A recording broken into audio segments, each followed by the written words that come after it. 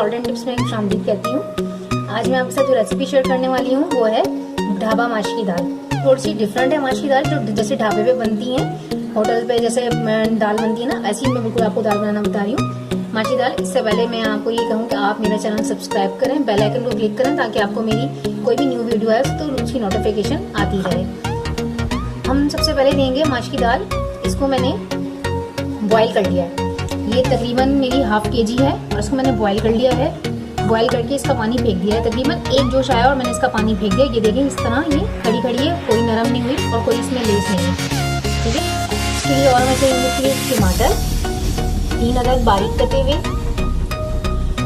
हरी मिर्चें 5-6 अदद बारीक कटी हुई, अदरक ½ टुकड़ा ले लें बारीक कटा हुआ, लहसुन अदरक का पेस्ट 1 खाने का चम्मच, और गार्निशिंग के लिए हमें चाहिए होगी लेमन और हरा धनिया, और इसमें नमक डालेंगे हम इसमें जायका, और कुकिंग ऑयल डालेंगे ½ कप। पतीले मैंने ½ कप ऑयल डाल दिया। अब हम इसमें ऐड करेंगे लहसुन अदरक का पेस्ट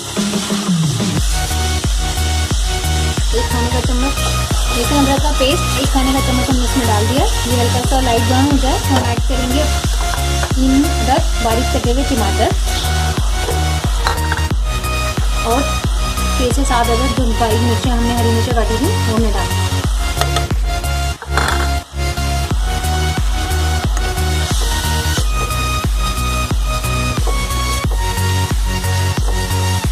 अच्छी तरह मिक्स करके इसको ढक देंगे ताकि टमाटर अपने ही पानी में गल जाए।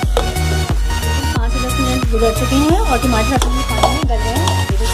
जब टमाटर गल जाए तो हम इसमें अदरक शामिल करेंगे।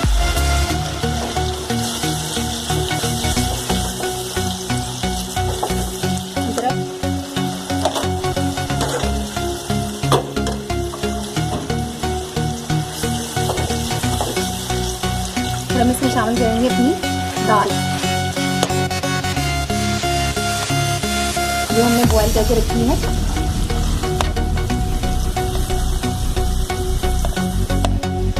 ये इसमें सारी दाल शामिल करिए, अच्छी तरह मिक्स कर लें। हमें किसी पानी की जरूरत नहीं क्योंकि हमारी दाल ऑलरेडी गली हुई है। बस हम इसको इस तरह अच्छी तरह मिक्स करके इसमें नमक ऐड करेंगे। नमक हल्दी जायका,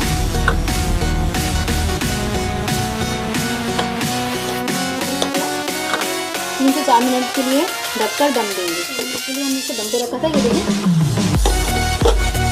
दाल हमारी दम पे आ गई है और इस दाल में सारा ऑयल दाल के ऊपर आ गया। ऑयल कर देंगे। अब हम अपनी दाल को फ्लेम अपना ऑफ करके दाल हमने डिश ऑफ कर दिया और हरा धनिया, अदरक बारीक कटी हुई,